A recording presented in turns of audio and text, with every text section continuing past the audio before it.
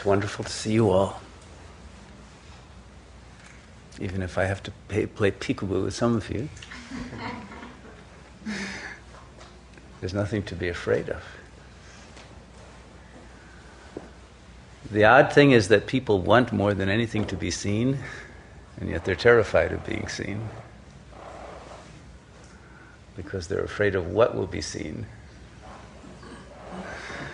And there's so much we want to hide, and yet we have hidden from ourselves that which is best in us. The real truth of what we are is that we are each permeated by a mass of bliss. Blissful, loving light emanates from all of us and fills all of space. But we have somehow generally cut ourselves off from that. And we live in this shell around the energy of divine presence and love, in this shell of words, of narratives, based on a belief that we're not love. Because the self-image that we were given as a very dubious gift in our childhood was one that was not worthy of unconditional love, one that was not divine, one that was not recognized as the eternal Buddha nature, Shiva nature, Allah nature. We weren't seen that. We were only seen through the filters of the shadows of the unconscious egos of our parents, and then of society as a whole. And we have been contaminated by that because we took that as if it were truth. We had this implicit but incorrect assumption that our parents knew who we were. But in fact, we were all born absolute strangers to our parents. And all they could do was project their own fantasies on us without having any idea of who or what we were. But we took that as fact, or we created an opposite of what they told us as fact. But it was some permutation based on those original curses. And we lost touch with the original blessing that was eternally present behind all of that in the real self. And then once you take in the narratives of the parents and their fantasies about you, as if they are true, then you walk around forever afterwards in a trance, a fog of their ideas, their signifiers, their narratives. And you end up coming to preconceived conclusions in your life that will usually replay the same traumas based on the disappointment, the failure to connect, the lack of love, the superficiality and the egocentricity that you were given as a model. And this is the tragic condition, particularly of modern humanity. And the only way to break free is to recognize we are none of that, to clear the table, clear the inner space, and enter into the basic true mind that is free of concepts, free of thoughts. And in that emptiness, in that space that is finally liberated, you will feel an ongoing augmentation of the blissful energy that had been kept out until it overflows and dissolves the ego structure itself, in which you are nothing then but the divine presence that is no longer an individual self based on an identification with some organism, but is now the cosmic mind. It has always been that. Each body, each human organism is simply a portal for the one cosmic mind to flow through. And so each of us is that, we are the source of all power, all beauty, all love. Everything that we're looking for in the outer world, we are actually that. And because the world, being a dream, has the structure of a mirage, you can't find it out there. Because what you will always find out there will be the shadow again. that you took in as an identity that then gets projected onto the other. And so you know that famous Groucho Marx saying, I would never belong to any club that would admit somebody like me as a member. Right? That's the double bind we're all caught in. Well, if somebody loves me, there must be something wrong with them, you see. And so it will negate in advance any gifts or blessings that you get. And we go on in this state of self-denying of the blessings of life that are available to us. And the only way we can get beyond this automatic self-cursing process of the ego is to stop the whole process of the ego and enter back into the silence of that moment before there was an ego, before there was any identity. And therefore, before there was any sense of lack, lack gets installed with the ego. It's part of the ego. The ego has the structure of a donut. There's always a hole in the middle. And it's always looking to fill that.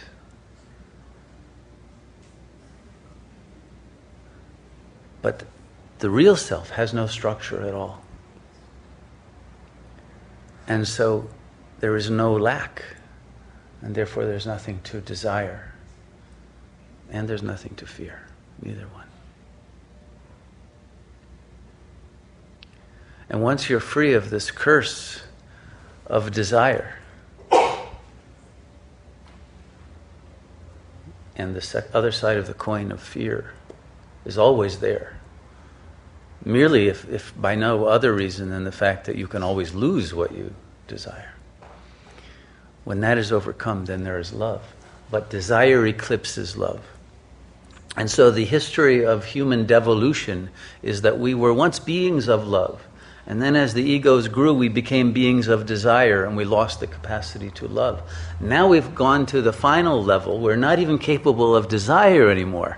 Like we talked about in the class last night, the LSD, love, desire, but the S, satisfaction. But the only kind of satisfaction humans are now capable of, in the mass, there are exceptions, but generally, is this quick satisfaction, cheap and dirty, that doesn't involve any deeper relationship or intimacy, even with oneself, and certainly not with God.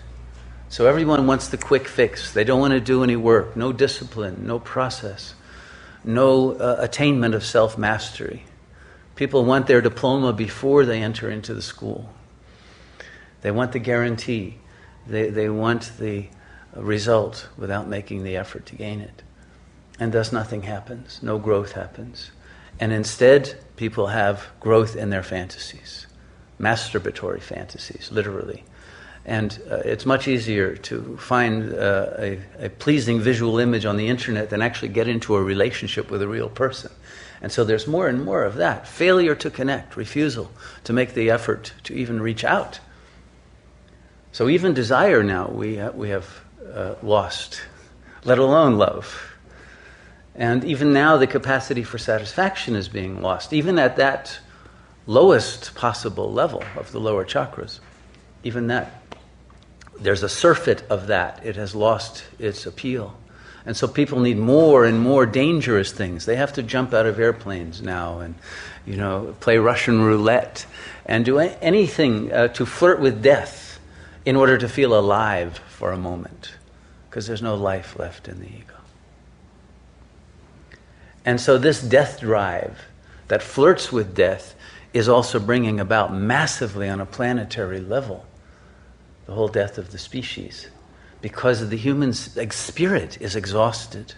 It's lost its courage and its willingness to break through its own shell and live fully, wholly.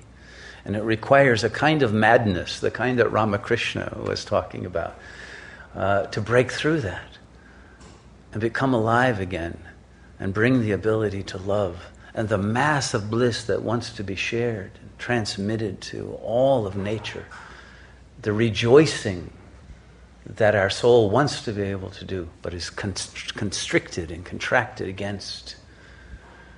And the only way out of that, again, is to be free of the vulnerability of the ego that is protected by these shells of defense mechanisms, and be willing to stand naked in reality, beyond the ego identity, beyond the known, beyond any certainties that our mind can provide, and be fully present to the real. And live as if each moment is the last, not living for some future that will never come about, not piling up the amount of life insurance that you get, or the amount of money in a bank that you're never going to enjoy anyway, or whatever other things. Some people, they collect girlfriends. For other people, it's money. For other people, it's cars. It's whatever. But none of that is going to give you what you really want, which can only be here and now in this moment. That freedom is possible. But we must be liberated from the burden, the baggage that the ego is carrying. And the moment we do that and surrender to the cosmic self rather than the little ego self and the superego judgment that keeps on with its voice telling you you're not good enough and you don't deserve and you've got to keep on getting better and doing that, or give up and just be worse and worse and get even with a world that didn't recognize you, because the negative superego is now even more prevalent than the positive one that wants you to grow. And that inner voice that puts you down and that fear of breaking through and offering love because you don't know what you'll get back in exchange keeps us from the fulfillment in life that we could have. But the potential, the capacity to break through and be liberated is here right now in this moment. We can choose it if we have the courage to do so. And what is a spiritual community except a place where it's safe to make that choice? To come out of the shell and know that you'll be seen, recognized for who you really are, and not judged. And where there's patience, there's perseverance, there's reliability, there's peace, where one can know that here is an oasis, where nothing is wanted from you and nothing is going to be demanded of you, except that you allow this process of growth, no matter how long it is to take, to continue. Because there is a certain amount of time that's required for the larva to become the butterfly. It generally isn't instantaneous. And so that patience and love that allows the incubation time that is necessary to take place is also an important function of any community. But the problem is that those who come into the community demand the instant enlightenment of themselves and don't take the time for the growth that is required. So we must learn to be patient with ourselves and allow that process to take whatever time it needs to take. But to give ourselves wholeheartedly to it so that it does occur, that the growth continues, and to watch as the layers of filters and defenses fall away, and how much lighter and purer and happier you feel until you reach your original nature, which is only bliss. And so I hope you will give yourself that blessing to achieve the ultimate liberation. It's your birthright. It's your absolute right to attain it, and you have the power to attain it. You deserve to attain it. You have the capacity. And the whole earth needs beings to be able to offer the fruits of that attainment again, to restore the human spirit and all of nature that depends on us becoming sane again. And so I hope you will take the benefit of this opportunity that's offered to achieve your own God self once more.